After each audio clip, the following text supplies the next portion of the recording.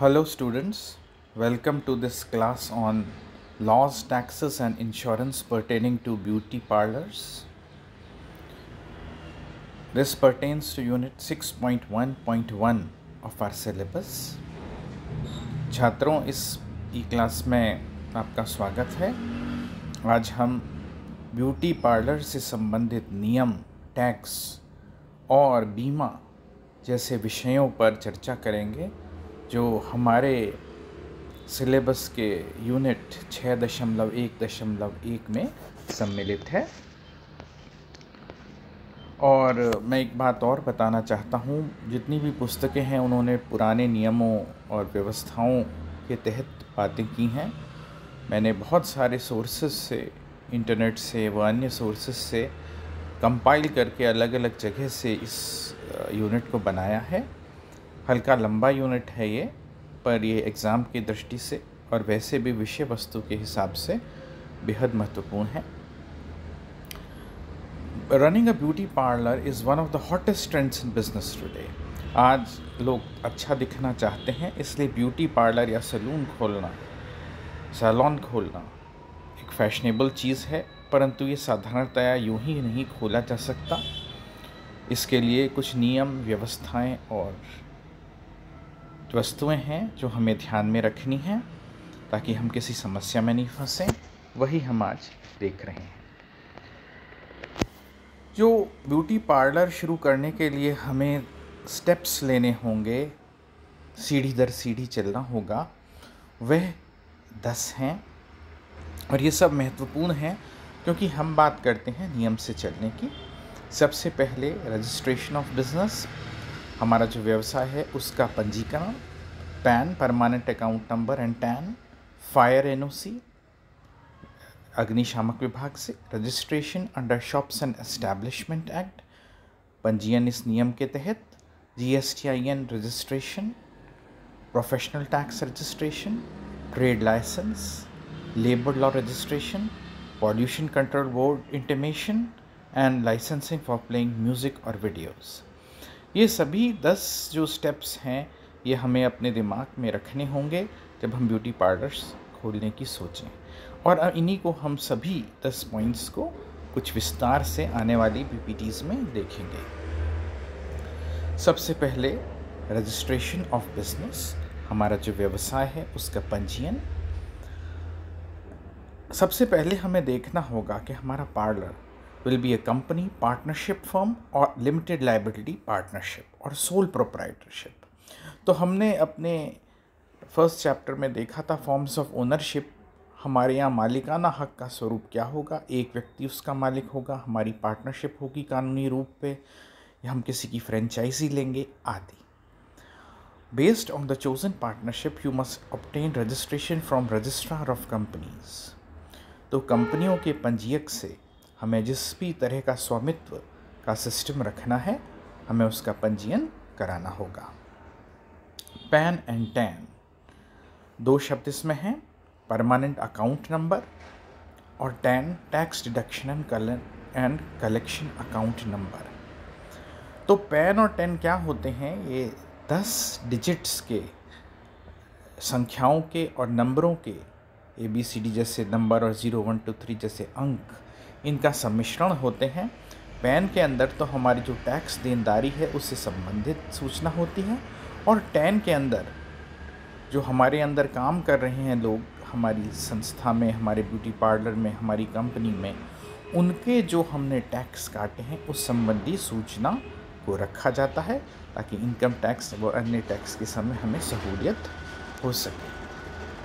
Third, fire NOC, सुरक्षा बहुत ज़रूरी है और हमें अग्निशामक विभाग से एक सर्टिफिकेट लेना होता है। हमें अपनी बिल्डिंग, हमारे सैलून का मानचित्र जो है वो भेजना पड़ता है फायर सेफ्टी के लिए। उसके बाद registration under shops and establishment act, इसके अंदर क्या होता है, The Shops and Establishment Act gives list of norms for employing any person in the shop establishment such as opening and closing time, holidays, permissible working hours, etcetera. तो हमें shop और registration and establishment act के तहत अपना पंजीयन कराना होगा। इसमें हमारे अंदर जो लोग काम कर रहे हैं उनके काम करने के घंटे, उनका हफ्ते में एक बार छुट्टी का दिन, कब हमारा बिज़नेस सुबह शुरू होगा और कब बंद होगा, हमारे जो छुट्टियों के नियम क्या होंगे आदि के संबंध में सूचना होती है। और बिज़नेस शुरू करने के 30 दिन के अंदर हमें ये सूचना लेबर डिपार्टमेंट व अन्य विभागों को देनी होती है। उसके बाद आता है GSTIN रजिस्ट्रेशन। ये कुछ नई चीज़ है, पुरानी बुक्स में आपको इसका इंद्राज बिल्कुल नहीं मिलेगा। What is GST? General system of taxation. This tax is payable if turnover of 20 lakhs is there. यदि आपका 20 लाख रुपए सालाना से ऊपर का टर्नओवर होता है तो आपको GST रजीम में आएगा। और goods and service tax identification number आपको प्राप्त करना होगा। उसके बाद आता है professional tax registration. What is professional tax? व्यवसायिक कर कहते हैं इसे। Professional tax is levied by the local municipality on salary paid to every individual.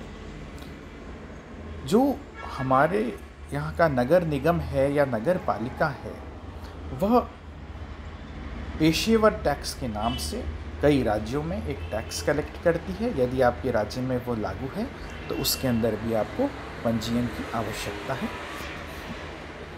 Trade licence, इसके अंदर भी हमारा जो म्यूनिसिपल कॉरपोरेशन या पंचायत है we have to get a licence from them. उनसे हमें अनापत्ति प्रमाण पत्र और रजिस्ट्रेशन सर्टिफिकेट प्राप्त करना होता है ताकि हम अपना काम कर सकें ब्यूटी पार्लर चलाने का। लेबर लॉज रजिस्ट्रेशन, श्रम कानून, ESI employ state insurance registration is to be obtained by all establishment including salons in the ESI notified areas which have more than 10 employees।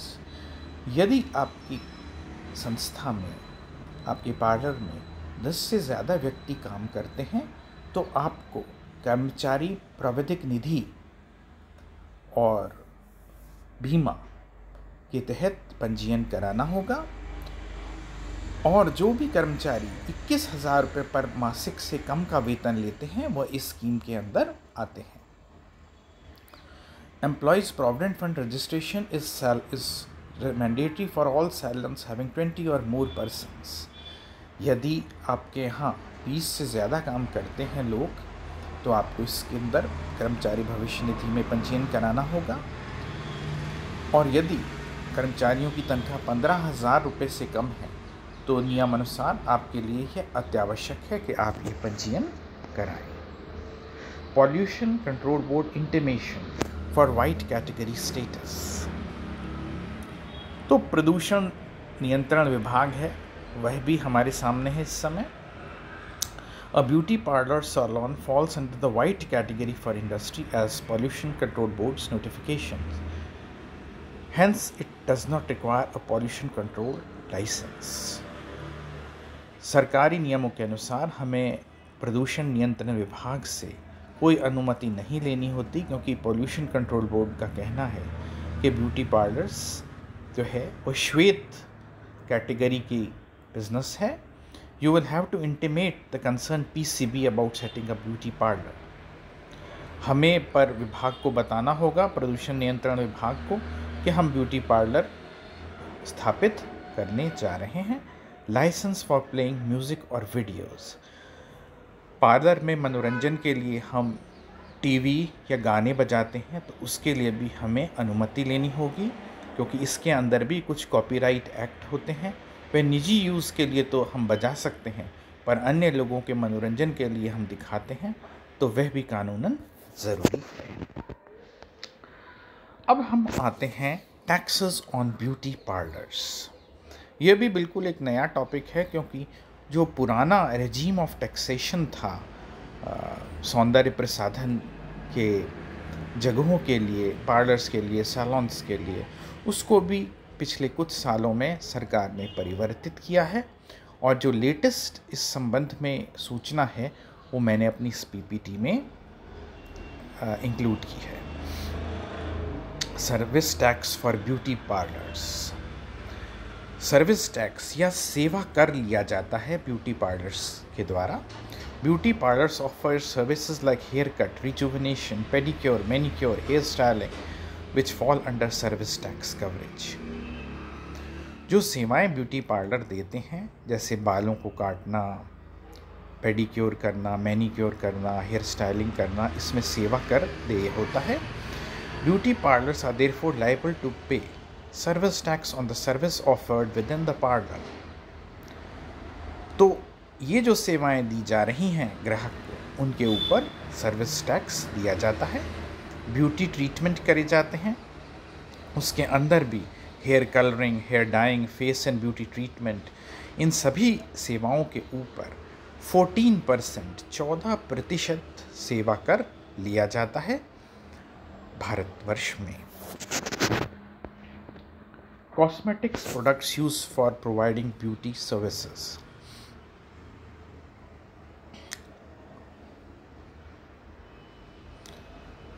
इसमें ये कहते हैं कि आपको सौंदर्य प्रसाधन में बहुत सारी वस्तुएं काम में आती हैं, केमिकल्स काम में आते हैं, और कई जो केमिकल्स हैं वो महंगे भी होते हैं। तो उन पे टैक्स किस रूप में लगाया जाए, इस बारे में सरकार ने एक स्पष्टीकरण दिया है।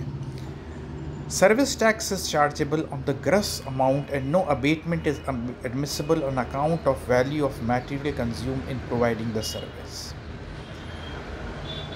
तो जो कुल आपका बिल बन रहा है उसके ऊपर, पूरे के ऊपर 14% टैक्स लगेगा, और कॉस्मेटिक्स जो यूज़ में आ रहे हैं उसके लिए भी टैक्स का सिस्टम है, वो वैट के अंदर आते हैं। In addition to beauty services, parlours often sell cosmetic products. अब यहाँ दूसरी चीज़ आ गई, एक तो है वो कॉस्मेटिक्स जो आपके प्रसाधन के समय वहाँ पे लगे, और दूसरा है कोई सौंदर्य प्रसाधन आपने उस पार्लर से अपने घर पे लाकर यूज़ करने के लिए खरीदे, या फिर उसका कुछ हिस्सा वहाँ पे लग गया और कुछ आप अपने घर ले आए। तो यहाँ वैट के अंदर और अब जीएसटी के अंदर वो टैक्सेबल स्ट्रक्चर में होगा, और उसके ऊपर आपकी करदायिता बनती है। अब हम आते हैं service tax exemption for small scale providers. सरकार ने देखा है कि ये एक सेवा का क्षेत्र है जो असंगठित क्षेत्र भी है, और कई पार्लर्स बहुत कम व्यक्तियों को रोज़गार देते हैं, 1 या 2 व्यक्ति उनमें काम करते हैं, व्यक्ति उसमें स्वयं रोजगार ढूंढता है छोटे पार्लर्स के अंदर। तो ऐसे पार्लर्स के लिए, ऐसे सैलून्स के लिए सरकार ने एग्जेम्पशन यानी छूट के प्रावधान किए हैं टैक्सेस के अंदर। ये विशेषकर आप छात्रों के लिए बेहद इम्पॉर्टेंट है, क्योंकि आप में से कई लोग तो स्थापित बड़ी पार्लर्स या सैलून में नौकरी करेंगे, परंतु आप में से कुछ लोग अपने घरेलू स्तर पर या अपने ही स्तर पर पार्लर सर्विसेज देंगे, तो उनके लिए ये धाराएं अत्यधिक महत्वपूर्ण हैं। Beauty parlours which have an annual taxable service billing of aggregate value not exceeding 10 lakh rupees in a financial year are not required to collect और पे सर्विस टैक्स। यदि आपका टर्नओवर पूरे वर्ष के अंदर 10 लाख या उससे कम है, तो आपको कोई सेवा कर सरकार को नहीं देना है। ये एक अच्छा बिंदु है, विशेषकर आप लोगों के लिए, छात्रों के लिए। Tax registration required for beauty salon. Beauty salon आप शुरू करना चाह रहे हैं, तो आपको कौन से कर पंजीयन करने हैं, इस संबंध में मैं कुछ पॉइंट्स प्रस्तुत कर रहा हूँ। Any beauty parlour that is a franchisee or any beauty parlour that would have annual taxable service billing of more than 9 lakh in any financial year must obtain service tax registration. यदि आपका 9 लाख से ऊपर है कोई भी turnover, तो आपको सेवा कर के अंदर अपना पंजीकरण कराना है। अगर जो आपने किसी की फ्रेंचाइजी एक फेमस ब्रांड की ले रखी है, जैसे हबीब्स है या और कोई ब्रांड, तो वहाँ पे भी आपके लिए यह आवश्यक है। In addition to service tax registration, those beauty parlors that sell cosmetics or toiletries must attain VAT registration from sales tax department. यदि आपका ब्यूटी पार्लर ऐसा है जो कुछ सौंदर्य प्रसाधन, क्रीम्स या कोई और वस्तुएं ग्राहकों को यूज़ करने के लिए बेचता है, तो बिक्री कर विभाग से आपको वैट रजिस्ट्रेशन प्राप्त करना भी जरूरी हो जाता है। अब हम आते हैं तीसरा पॉइंट, इंश्योरेंस या बीमा। बीमा की क्या आवश्यकता है, यह हम इन पीपीटीज के थ्रू डिस्कस करेंगे। ब्यूटी पार्लर चलाना जो है वो सबको आसान लगता है, पर उसमें कई सावधानियों की भी आवश्यकता है, इसीलिए हम बीमा की बात करते हैं। Sales are exposed to an array of risks. Salons are exposed to an array of risk. अनेक चुनौतियाँ और जोखिम हैं बिजनेस में सैलून रन करने में। अगर जो कुछ गलत हो जाता है, जैसे कस्टमर के साथ या अनएक्सपेक्टेड कोई चीज़ हो जाती है कि सैलून बंद रहना पड़े, आगजनी हो जाए, कोई दुर्घटना हो जाए, आपातकालीन व्यवस्थाएं हो जाएं, जैसे शॉर्ट सर्किट से आग लग गई, भूकंप आ गया, फ्लड्स आ गई, ऐसी व्यवस्थाओं के लिए हम 3 तरह के बीमा विकल्पों की अपनी पीपीटी में बात करेंगे। इसीलिए हम बीमा को इतनी प्रमुखता दे रहे हैं। सबसे पहली इसमें बात आती है सबसे ज़रूरी कि ये हमारे प्रेमिसेस की प्रॉपर्टी को सुरक्षित करती है, यानी चोरी हो जाने से, बार बार ख़राब हो जाने से, हम आग लग जाने से, इस तरह की समस्याओं को लेने के लिए हम अपने सैलून का इंश्योरेंस करा सकते हैं।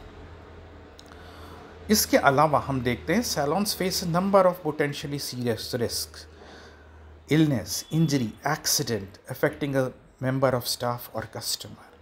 हम देख सकते हैं कि कोई भी दुर्घटना हमारे वहाँ कर्मचारी के साथ हो सकती है, उसको चोट लग सकती है, और हमारा कोई ग्राहक है उसके साथ भी ऐसी कोई दुर्घटना हो सकती है। These are specialist risks too, related to chemical treatments.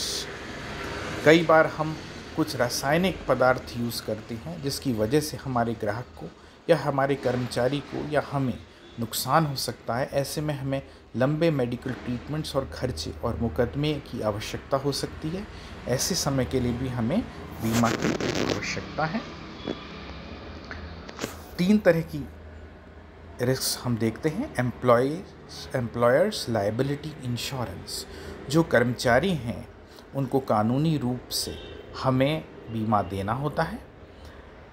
कभी हमारा कोई कर्मचारी बीमार पड़ जाए, उसको चोटिल हो जाए, उसको बीमा की आवश्यकता होती है। Public liability, this cover is usually a important one for salons. It steps is to cover legal fees and compensation if a customer, supplier of member public suffers injury or illness. यदि हमारा कोई ग्राहक चोटिल हो, बीमार हो जाए, हमारे ट्रीटमेंट से नाखुश हो के हमारे पे मुकदमा कर दे, तो इस तरह के खर्चों के लिए भी हम पब्लिक लायबिलिटी इंश्योरेंस लेते हैं। और तीसरी आती है products liability insurance. If your salon makes और सेल्स हेयर और beauty products, this could be an important cover. यदि हमारा जो सैलून है वो कुछ सौंदर्य प्रसाधन की वस्तुएं बेचता है, क्रीम, हेयर डाइज या कुछ, तो वहाँ पे इसकी आवश्यकता होती है। It can cover legal fees and compensation this time in event that a customer is injured or made ill by a product brought from your salon. आजकल उपभोक्तावाद का ज़माना है। कोई उपभोक्ता को लगता है कि सैलून के किसी प्रोडक्ट से जो उसने ख़रीदा है उसे नुकसान पहुंचा है, उसकी स्किन को, उसकी हेल्थ को, तो वो आप पे मुकदमा कर सकता है। ऐसी स्थिति में ये आवश्यक होता है कि हम बीमित रहें। तो ये मैंने आपको पीपीटी डेमोन्स्ट्रेशन ब्यूटी पार्लर्स पे दिया। आशा है आपको पसंद आया होगा। धन्यवाद।